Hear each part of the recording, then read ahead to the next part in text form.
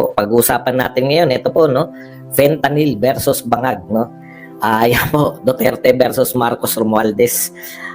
Todohan na po, no? Lahat po ng ano ngayon, pagalingan na po to. Alam nyo po, showdown, ang in-expect po natin showdown, paramihan po ng mga dadalo. Pero grabe po, knockdown po ang nangyari. Hindi naman po knockout na tapos na po ang boxing, pero bagsak po sa unang round ng pagsasagupa po ng pamilyang Duterte, Marcos Romualdez. Hindi ko po alam kung sino po mas maraming material na po yun. Material na po kung sino po yung mas maraming umattend, no? Malamang mas maraming umattend sa Quirino. Hindi ko po alam. Kasi narito tayo sa Davao. Pero yung grabe po, no? Yung impact, yung impact po ng mga speeches dito sa Davao. Narito pa nga pala ako sa Davao. Yung impact po ng speeches ng mga pasabog doon, wala tayong marinig. Hindi po napag-uusapan. Supposedly, launching po yun ng kung anumang pong kilusan ni Pangulong Marcos. Ang pinag-uusapan po, yung mga pasabog dito po sa Davao, no? Dinig na dinig po sa buong Pilipinas, lahat po ang nakarinig, no? Ang reaction po ng mga tao, wala po nagre-react. Hindi po natin alam kung ano po mga pinag-usapan doon sa Quirino. Yan po ang patunay. Real talk po, makikita nyo po kung gaano po yung malahin yung political, kung hindi pa po kayo humahanga sa mga Duterte by this time. Alam nyo, hindi po yung hinahangaan nyo sila na yung the way, no, how they deliver, na walang silbi po yung hakot-hakot, wala pong naging usapin sa hakot. Ano po ang laman, pinag-uusapan po, mapa maka-Duterte, mapa anti-Duterte. Meron po bang nagsasalita tungkol po dun sa ano? Meron po bang nagsasalita tungkol dun sa naganap sa Quirino Grandstand? Yung mga pinag-usapan po ba doon, meron po bang nagsasalita after?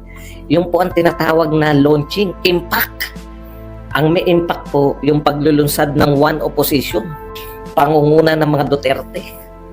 Antindi. Antindi po ng impact, no? Grabe. Wala pong panama. Tignan po natin, ano po mga pinag-uusapan lahat ngayon?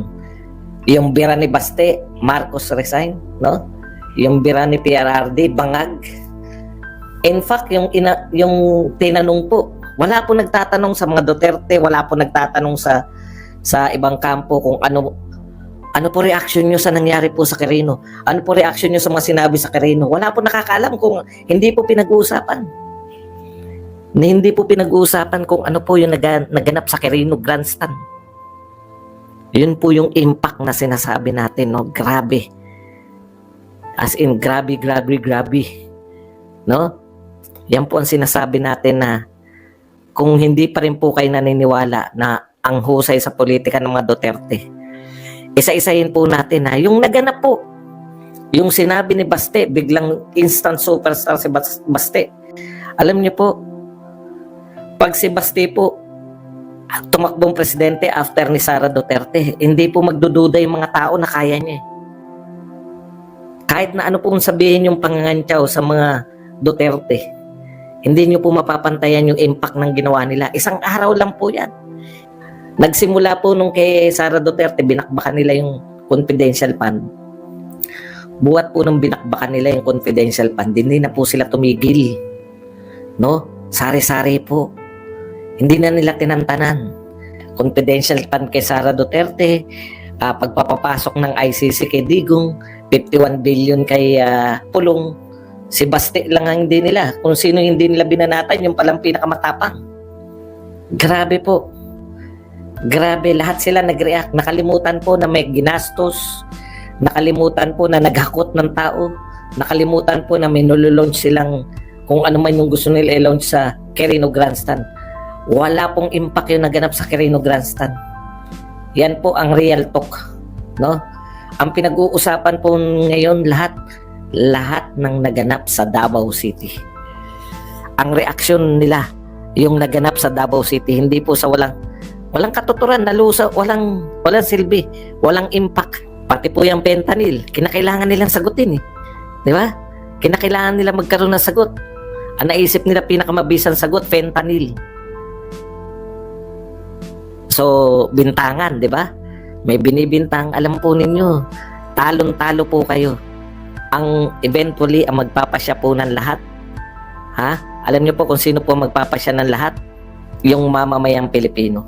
Yan. Yan ang katotohanan. Yung mamamayang, pero dinagsak pa rin. Okay. Alam po niya. Eto na po, no? Wala na po yung ano niyan. Yung titignan nyo po kung may impact talaga o wala yung mga nangyari sa kung ano yung resulta. Unang kumurap. Kasi ang tapang ng mga Duterte. Nakita ko po kung gaano po talaga katapang yung mga Duterte sa live, no? Nakita ko po yung galit. Tapos the way na paano sila mag-sway ng mga tao. Paano ka makikiga, yung alam niyo yun, yung naiintindihan mo kung saan nagmumula yung kanilang galit. Tapos tama yung ikinagagalit nila. Tatapatan nyo ng mga numero-numero, tatapatan nyo ng mga kung ano-ano, eto na nagawa ng ating Pangulong Marcos. Wala pong importante, hindi po importante yan. No? Sa totoo lang po, yung sasabihin nyo, eto na, may numerong ganito, pumasok na ganito, hindi po yan. Yung makatotohanan po, yung nararamdaman, nagbalik na yung droga, no? Nariyan na uli yung mga kriminal, nariyan na uli yung mga magnanakaw sa gobyerno. Yan po, ramdam ng tao yan eh. Hindi nyo po madadaan sa tokes yung mga tao. No? Hindi po yan sabihan nyo lang na ang dami na nagawa. Congratulations kay BBM. Nakapagpatayo na ng farm bill. Congratulations. Namigay ng mga lupa. Yung ramdam ng mga tao. Alam nyo, yung sinabi ni Baste na yun, yung na pinag-uusapan. Yung sinabi ni PRD, na bangag, meron tayong adik na Pangulo. Yan na po ang pinag-uusapan. Ulitin ko, hindi po ako nagsabi niyan. Sila po nagsabi niyan. Si BBM po nagsabi niyan. Ngayon, bigla kayo naghahanap ng ebidensya, di ba? Di ba? Ito po, labanan to ng propaganda. Patalinuhan. Naiintindihan nyo?